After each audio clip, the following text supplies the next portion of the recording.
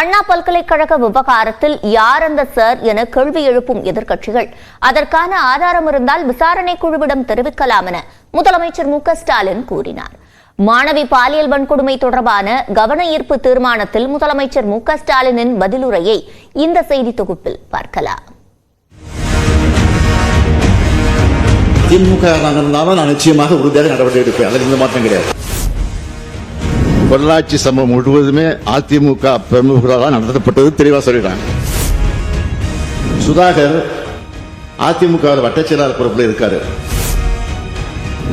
இது போல 100 சார் கேள்விகளை அதிமுக பார்த்து என்னால் கேட்க முடியும்.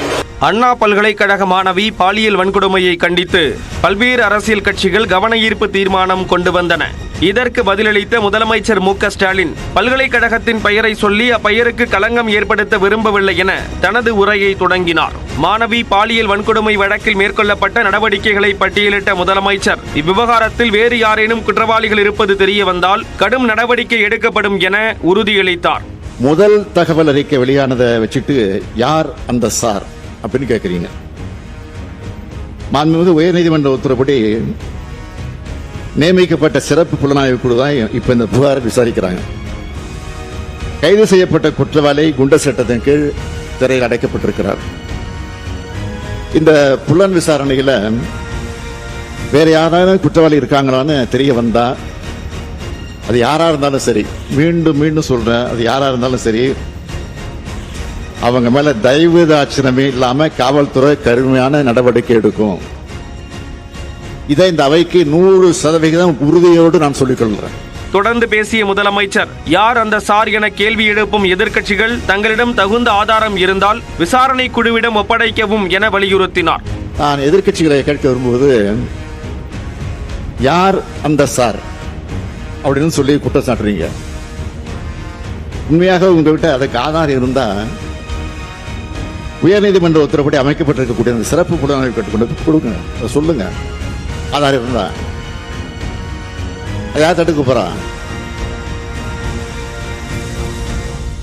அதை விட்டுட்டு ஒரு மாணவி சம்பந்தப்பட்ட சென்சிட்டிவான வழக்கில் வீண் விளம்பரத்துக்காக, குறுகிய அரசியல் லாபத்துக்காக மலிவான செயலை மீண்டும் மீண்டும் ஈடுபட வேண்டாம் என உங்ககிட்ட நான் கேட்டுக்கிறேன்.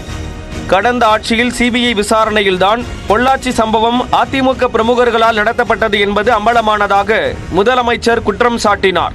சிபிஐ விசாரணையில பொள்ளாச்சி சம்பவம் முழுவதுமே அதிமுக பிரமுகர்களால் நடத்தப்பட்டது தெளிவாக சொல்லிடுறாங்க.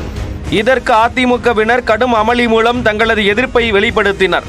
இதனாலதான் நான் போய் சொன்னேன், பொல்லாத ஆட்சிக்கு சாட்சியே பொள்ளாச்சி தான் அப்படின்னு சொன்னேன்.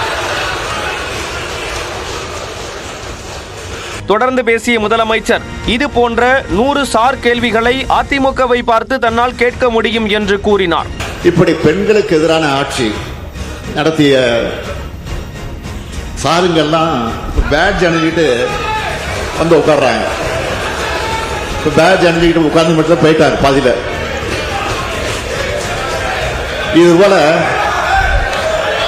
இது போல 100 சார் கேள்விகளை அதிமுக பார்த்து என்னால் கேட்க முடியும்.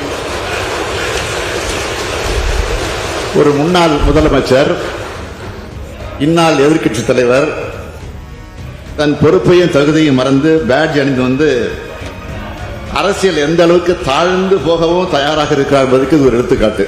இது தொடர்பாக பாஜகவினரின் கதைகளை எல்லாம் சொல்லி அவையின் மாண்பை தான் குறைக்க விரும்பவில்லை என முதலமைச்சர் தெரிவித்தார். இந்த வழக்கு பற்றி பாஜகவினர் புதுவெளியில பேசியிருக்கிறாங்க, தொடர்ந்து பேசிட்டு இருக்கிறாங்க. பாஜக கதையெல்லாம் சொல்லி இந்த அவையுடைய மாண்பை குறைக்க நான் விரும்பல. தொடர்ந்து பேசிய முதலமைச்சர் அண்ணா நகர் சிறுமி பாலியல் வன்கொடுமை வழக்கில் அதிமுக நிர்வாகி கைது செய்யப்பட்டதை சுட்டிக்காட்டினார். அதே சமயம் பல்கலைக்கழக மாணவி பாலியல் வன்கொடுமை வழக்கில் கைதானவர் திமுக உறுப்பினர் அல்ல என்றும் தெளிவுபடுத்தினார். சென்னை மாணவி வழக்கில் கைது செய்யப்பட்டவர் நிச்சயமா சொல்றேன், உறுதியா சொல்றேன், திமுக உறுப்பினர் இல்ல, திமுக ஆதரவாளர். அதை நாங்கள் மறுக்கல. அமைச்சர்களோடு அரசியல்வாதிகளோடு படங்கள் எடுத்திருக்கலாம், தவறு இல்லை. ஆனால் யாராக இருந்தாலும் உண்மையாக திமுக இருந்தாலும் நான் நிச்சயமாக உறுதியாக நடவடிக்கை எடுப்பேன். அதில் எந்த மாற்றம் கிடையாது. ஆனால் திமுக காரன் இல்லை, திமுக உறுப்பினர் அல்ல, திமுக அனுதாவி. அதுதான் உண்மை. திமுக அரசுக்கு களங்கம் ஏற்படுத்துவதாக நினைத்துக் கொண்டு உயர்கல்வி கற்க வரும் மாணவிகளை அச்சுறுத்தி அவர்களின் கல்வியை கெடுத்து விடாதீர்கள் என்று முதலமைச்சர் வலியுறுத்தினார்.